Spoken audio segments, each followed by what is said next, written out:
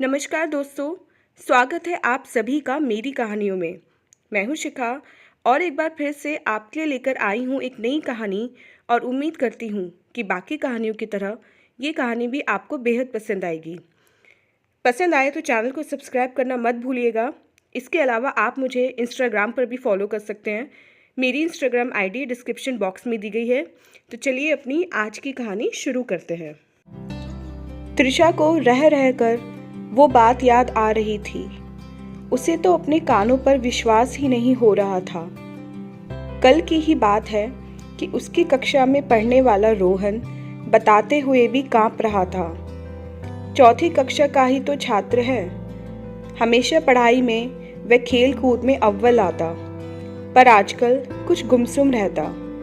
एक बार रोहन की ड्राइंग देखकर त्रिशा के तो पैरों तले जमीन खिसक गई। त्रिशा ने कई बार उससे बात करने की कोशिश की, लेकिन कोई न कोई बहाना बनाकर वो चला जाता। लेकिन अब उसके व्यवहार में बदलाव आने लगा। पढ़ाई में भी वो पिछड़ने लगा। तब त्रिशा ने उससे कैसे भी बात करने का निर्णय लिया। विद्यालय में फंक्शन होने वाला था।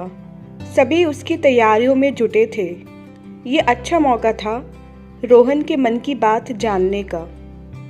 उसने रोहन को अपने पास बुलाया और प्यार से बात करने लगी।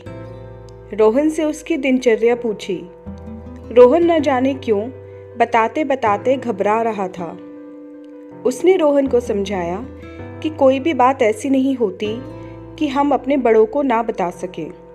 त्रिशा ने कहा, अगर तुम्हें कोई भी तकलीफ है तो मुझे बताओ, मैं तुम्हारी हर संभव मदद करूंगी। रोहन ने कहा, मैडम, मेरी मम्मी और पापा दोनों रात में घर आते हैं। तब तक एक आंटी मेरे पास रहती हैं। वो अभी कुछ दिनों पहले ही आई हैं। पहले वाली आंटी गांव गई तब से ही। मैडम, मुझे ना अच्छा नहीं लगता जब वो मुझे छूती हैं। जब मैं मना करता हूँ तो कहती हैं कि तुम्हारे मम्मी पापा से पिटाई करा दूँगी। त्रिशा ने कहा, रोहन, खुलकर मुझे बताओ कि आंटी कहाँ छूती हैं तुम्हें। रोहन ने जो बताया तो त्रिशा के होश उड़ गए। इतने मासूम बच्चे के शरीर के साथ कोई कैसे खिलवाड़ कर सकता है? कैसे उसके नाजुक निजी अंगों से कोई खेल सकता है? खैर, त्रिशा ने रोहन को समझाया कि इसमें उसकी कोई गलती नहीं है और वो डरे नहीं।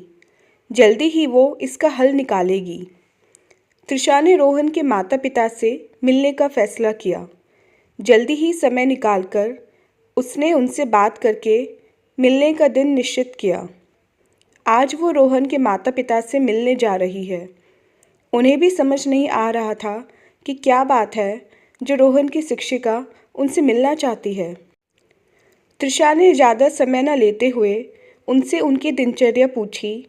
वह रोहन के व्यवहार में आए बदलाव के बारे में बताया। फिर उनके घर पर रोहन को संभालने वाली औरत के बारे में बात की। उसके माता पिता को भी यकीन नहीं हो रहा था।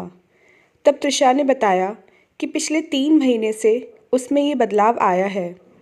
एक बार जब रोहन ने एक ड्राइंग बनाई तो वो हैरान रह गई। उस ड्राइंग में एक बच्चा था जिसने कोई कपड़ा नहीं पहना हुआ था और एक औरत जिसके सींग बने होते। तभी उसे शक हुआ और रोहन से बात करने पर उसका शक यकीन में बदल गया। त्रिशा ने वो ड्राइंग उसके माता पिता को भी दिखाई। रोहन के माता पिता ने घर में स्पाई कैमरा लगा उस औरत को रंगे हाथों पकड़ा व पुलिस को सौंप दिया। त्रिशा खुश थी कि समय रहते उसने एक मासूम बच्चे के बचपन को बचा लिया। तो दोस्तों, ये थी हमारी आज की कहानी। उम्मीद करती हूँ ये कहानी भी आपको पसंद आएगी। कमेंट बॉक्स में कमेंट करके मुझे ज़रूर बताइएगा कि ये कहानी आपको कैसी लगी। मिलते हैं अपनी नेक्स्ट कहानी के साथ। तब तक के लिए आज्ञा दीजिए। धन्यवाद।